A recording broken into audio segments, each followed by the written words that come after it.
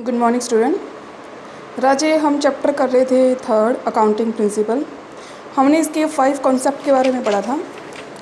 आज हमारा next concept है 6 accounting period concept. Accounting period concept simply नाम से पता लग रहा है अकाउंट का पीरियड, यानी अकाउंटिंग करने का पीरियड, बुक्स को चेक करने का पीरियड। बुक्स तैयार किस पीरियड में होंगी उसको बताने के लिए हम ये कॉन्सेप्ट को लेते हैं।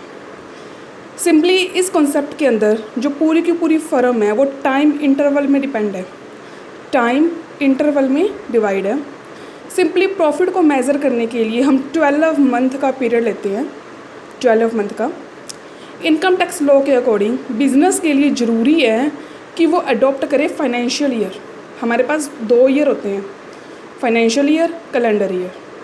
फाइनेंशियल ईयर हमारा 1 अप्रैल से 31 मार्च तक का होता है।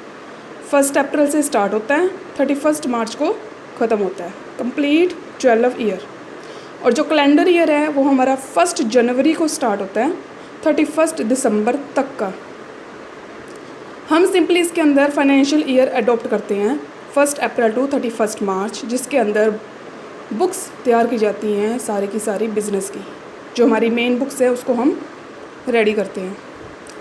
नेक्स्ट वन कॉस्ट कॉन्सेप्ट या historical cost concept. Historical cost concept का मतलब है हमने अगर बिजनेस में कुछ भी परचेज़ किया है, सपोज फिक्स एसेट परचेज़ की है, और हम बुक्स ऑफ अकाउंट में उसको हिस्टोरिकल प्राइस पे दिखाएंगे। हिस्टोरिकल यानी कॉस्ट प्राइस पे, जिस प्राइस पे हमने परचेज़ की थी।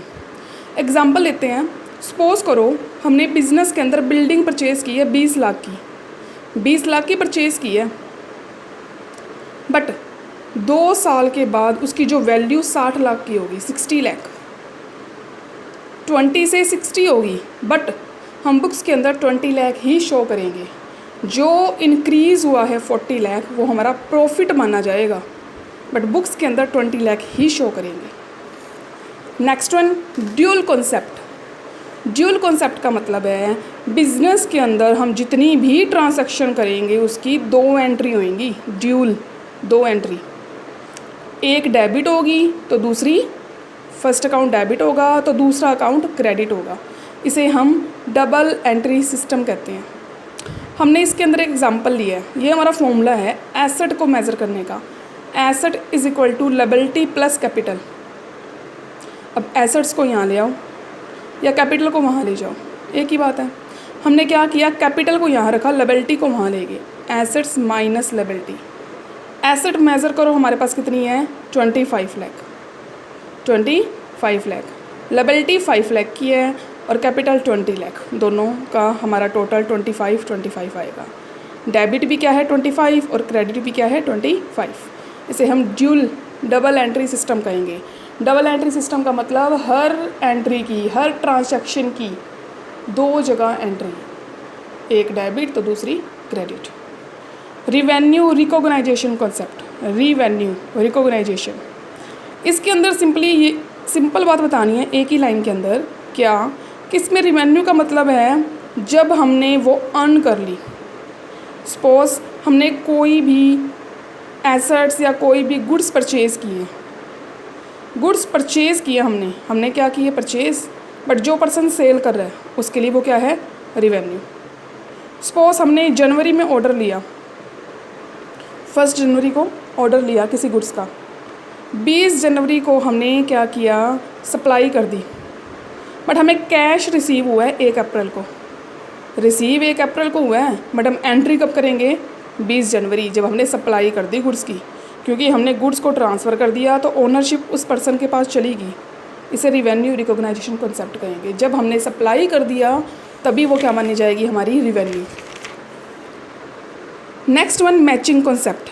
मैचिंग कॉन्सेप्ट में सिंपली ये कॉन्सेप्ट है कि नेट प्रॉफिट को कैलकुलेट करने के लिए, नेट प्रॉफिट को कैलकुलेट करने के लिए जितनी भी हमारी कॉस्ट है वो रिवेन्यू के अगेंस्ट चार्ज होगी, यानी जितने भी हमारे खर्चे हैं वो रिवेन्यू में से माइनस होंगे। कॉस्ट जो हमारा खर्चा आया वो हम रिवेन्यू इनकम में माइनस करेंगे।